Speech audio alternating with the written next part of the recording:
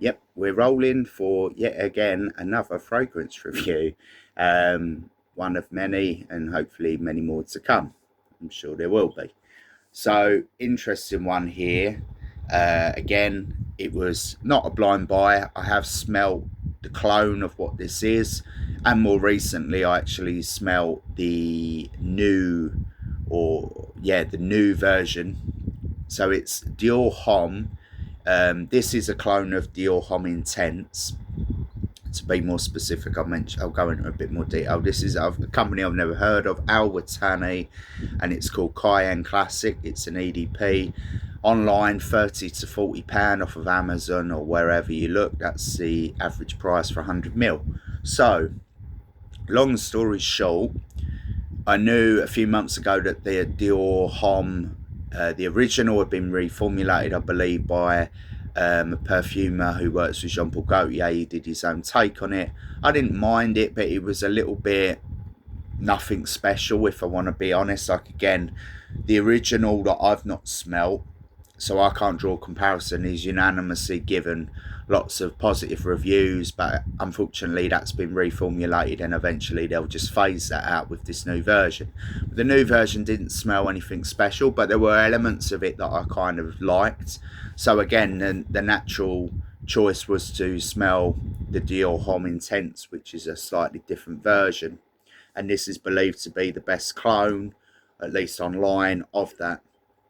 So again, it's not a case of why not just buy the original? The original you can still buy of DIOR Homme Intense, but if you can save money and there's a clone of it, why not? I have been over this before. Lots of people also mention it online. If you can save money and you can buy something that performs just as well, then unless you're a snob with fragrances, there's really not a problem with the use of clones. I own lots of clones, but then I've also owned lots of bottles of the original.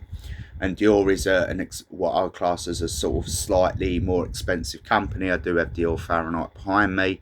But yeah, so moving on to the actual notes and put it onto the skin and then do the review.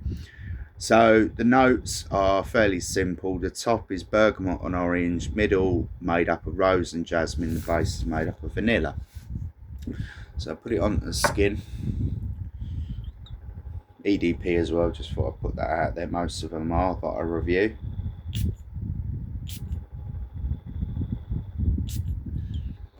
Got the fan on, so I think to be careful how I spray it, because sometimes the fan being there, spray it there, it slightly goes over that one on my table. So,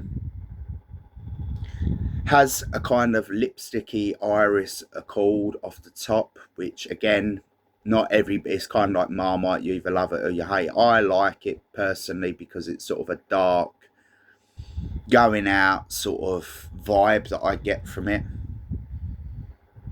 It's sort of like how I picture it in terms of describing it. It's like the colour purple, so it's not quite a feminine note, even though there's an element of it, but it's leaning more masculine because of the darkness.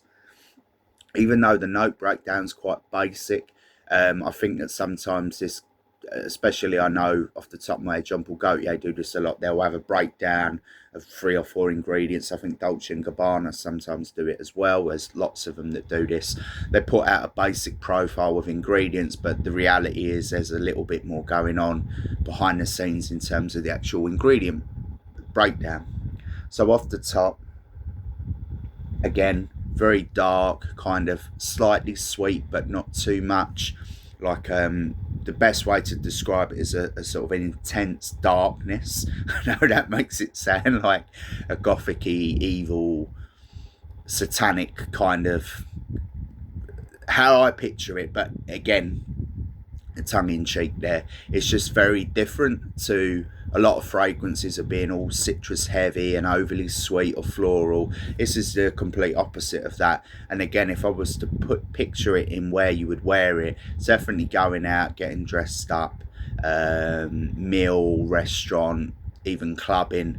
For a man, it's very masculine. And that just sort of like lingers on that sort of darkness with a little bit of sweetness, but it's just very appealing to me because it's very different to anything I own. And I believe that like the iris is sort of darkness element of this is unanimous across all the DIOR Hommes. As I say, unfortunately, I've not smelt the original. I have smelt the Intense in Boots twice now, so I'm fully aware that this smells a lot like it. Again, I don't own a bottle of the original, so I can't draw a full comparison. I'm just going off of like the top notes and how it dries down. The only thing that I will say is that despite this smelling really nice profile and it offering a fairly good sillage that lasts for a few hours, how it dries down quite flat, and the projection isn't the best. So swings and roundabouts in terms of the performance with this one. Again, I did a bit of my research, and there were several reviews for this where some talk about it being, again, the usual beast mode, it's amazing.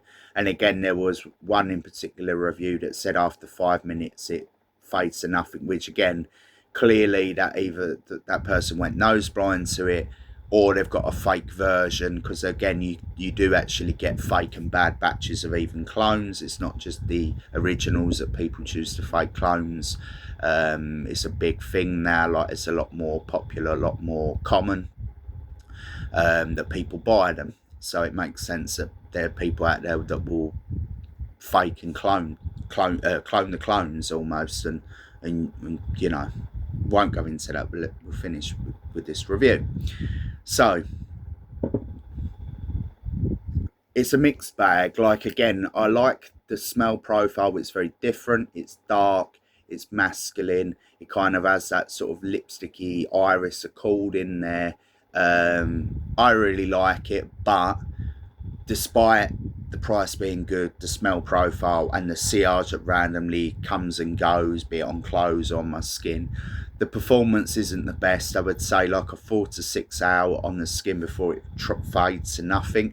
In terms of projection, within like half hour, an hour, again, it's almost like a skin scent. So there's elements that I really like about it. So I would personally give it a 7.5 out of 10. It is a good, slightly above good fragrance.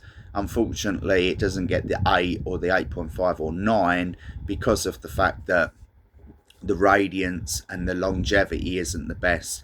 If I was to draw a comparison, but not direct comparison in terms of performance, more recently I did a Lataffa Blue Shine, which is a clone of Acqua di Gio by Armani Profondo, and that was pretty much the same, like in terms of the review style and the notes, like the fact that it's a great clone and it's or take on the original. The smell profile is excellent and a little bit different, but then it's let down by the performance and the projection or the push off of your skin or clothes.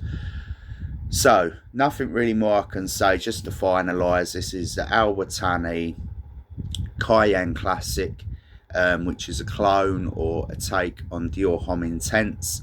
A very good clone, but unfortunately let down a bit by the performance. But I would still recommend trying it, and if you own the original, obviously if you have the money, just buy the original. But if you want to save a bit of money, that's the way to go.